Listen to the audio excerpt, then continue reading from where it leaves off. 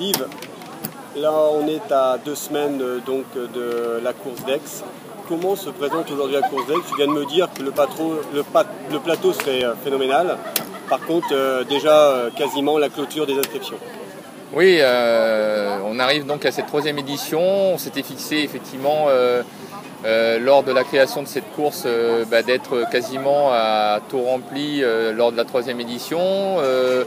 C'est sûr que c'est pas facile parce qu'en France il y a beaucoup de courses, mais l'objectif est quasi atteint puisque nous allons clôturer les inscriptions d'ici peu. Il reste 50 places.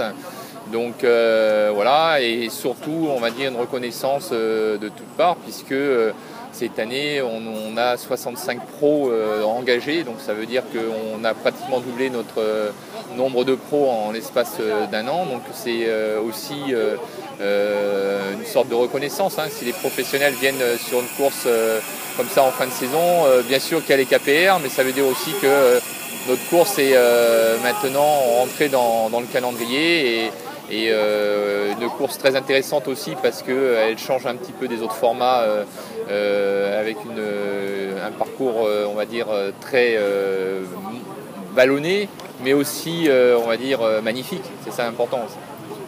Justement, parlons des professionnels. Il risquerait d'avoir encore un beau match entre les Français et les Espagnols.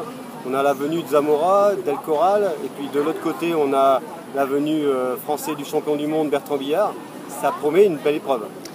Oui, et souvent on disait que quand effectivement il y a un nombre réduit de professionnels, une vingtaine, une trentaine, ceux qui sortent de l'eau un petit peu loin par rapport aux nageurs qui emballent la course, on pouvait dire ça y est, c'était râpé. Je pense que le niveau étant tellement dense qu'il y aura effectivement le groupe des nageurs qui vont emballer la course, mais derrière il y aura une telle densité que effectivement ça risque d'être, on va dire, jouable justement pour ces gens qui sortent à peu près à 2 minutes de l'eau. Tout est jouable sur ce genre de parcours et cette densité, il y aura du niveau en vélo aussi bien devant que derrière. Et donc sur un parcours à pied derrière sur Aix où il est technique, il y a de la relance, etc. Je pense qu'il y a moyen, à mon avis, pour tout le monde de pouvoir s'en sortir. Bien évidemment, on souhaite que notre champion du monde Bertrand Billard ou d'autres Français puissent figurer. Je pense qu'effectivement les Français ont à cœur de se montrer sur le niveau international. Il y en a beaucoup qui commencent à vouloir rentrer dans le circuit Ironman. Donc ça sera très intéressant et on va dire pour clôturer cette saison qui a été, on va dire, je pense, très forte en émotion.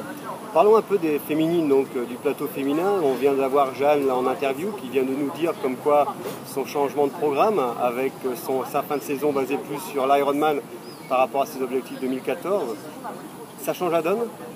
Ouais, enfin oui, je vais pas le cacher. Bien sûr qu'elle a tellement tiré, on va dire, le public sur Aix depuis ces 2 dernières années à travers des courses, on va dire, magnifiques. Ce sprint avec Méribeth Ellis l'an dernier a été vraiment très émotionnel. Et puis c'est un public aussi qui est proche aussi d'Embrun. Il y a beaucoup donc on est quand même dans la Provence et effectivement elle a une notoriété très forte, que ce soit pour France 3 ou les médias, etc. Donc c'est vrai que c'est un petit manque, mais Jeanne ne peut pas tout faire, elle a aussi d'autres objectifs. Et derrière il y aura de toute façon une course qui sera, il y a d'autres actrices qui seront là, voilà, donc c'est normal. Et puis pourquoi pas encore avoir une très belle course avec d'autres acteurs. Dernier petit mot Yves, là, donc on a parlé tout à l'heure de l'Ironman de Nice 2014. Déjà les inscriptions sont ouvertes et une augmentation parce que tu as plus de 400 inscrits déjà par rapport à l'année dernière. Oui, l'an dernier on a été très surpris de la vitesse à laquelle la course a été remplie. Je pense que cette année ça s'accélère encore plus vite. Donc là, le petit message est de sensibiliser bien sûr tout le monde, sans affoler bien sûr. Et les Français surtout. Et les Français, les Français qui ont toujours tendance à être un petit peu à la traîne. Bien sûr qu'on est encore dans la saison 2013, mais je voudrais vraiment qu'on fasse attention et que je sais que pour l'importance que ça a de pouvoir faire un Ironman en France pour certains. Donc bon voilà, le message, inscrivez-vous vite parce qu'après malheureusement quand il n'y a plus de place, j'ai beau faire la magie, ça marche pas. Merci Yves et puis rendez-vous le 22 septembre et bonne chance à Jeanne pour la fin de saison. Merci.